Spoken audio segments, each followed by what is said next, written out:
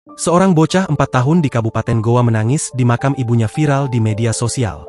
Bocah bernama Krishyata itu kini jadi sebatang kara setelah orang tuanya meninggal. Dalam rekaman video amatir tersebut, Krishyata tampak berdiri di atas pusara ibunya. Tangisnya pecah tanpa henti, seolah tak memahami sepenuhnya arti kehilangan, namun merasakan perpisahan yang begitu dalam. Video itu sontak mengundang simpati warganet dari berbagai daerah, banyak di antaranya tak kuasa menahan air mata. Krishyata kini hidup sebatang kara setelah ibu kandungnya, Diana binti Nepong, meninggal dunia di kota Ternate, Maluku Utara. Selama ini, ibunyalah satu-satunya keluarga yang menemani Krishyata merantau jauh dari kampung halaman. Sebelum mengembuskan napas terakhir, Diana sempat menjalani perawatan di Rumah Sakit Umum Daerah Dr. Chasan Boesoirie, kota Ternate. Ia dirawat selama kurang lebih 3 hari. Selama masa perawatan itu pula, Krishyata setia berada di sisi sang ibu, tanpa mengetahui kebersamaan mereka akan segera berakhir. Usai kepergian ibunya, Krishyata diketahui tinggal seorang diri di Ternate. Bocah kecil itu untuk sementara hanya mendapatkan perhatian dan pendampingan dari para tetangga kos tempat ibunya tinggal.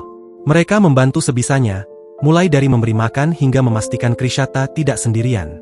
Belakangan terungkap, Krishyata dan ibunya merupakan warga desa Rapolemba, Kecamatan Tompobulu, Kabupaten Goa. Informasi tersebut dibenarkan oleh Camat Tompobulu, Akbar Tola. Menurut Akbar, Diana meninggalkan kampung halaman bersama anaknya yang saat itu masih berusia sekitar 2 tahun untuk merantau ke Ternate demi mencari pekerjaan. Kepergiannya sempat membuat keluarga bertanya-tanya. Ibu dari anak tersebut pamit ke keluarga untuk mencari pekerjaan. Bahkan sempat dikira akan berangkat ke Malaysia, ujar Akbar Tola, Kamis, 8 Januari 2026, dikutip dari Tribun Timur. Seiring berjalannya waktu, komunikasi antara Diana dan keluarga di kampung halaman pun terputus. Keluarga tak lagi mengetahui kabar maupun keberadaan ibu dan anak tersebut. Ia mengaku baru mengetahui almarhumah Diana dan Krishyata merupakan warga Tompobulu setelah kisah pilu itu ramai di media sosial. Menindaklanjuti hal tersebut, pihak kecamatan langsung berkoordinasi dengan pemerintah setempat serta kerukunan keluarga Sulawesi Selatan.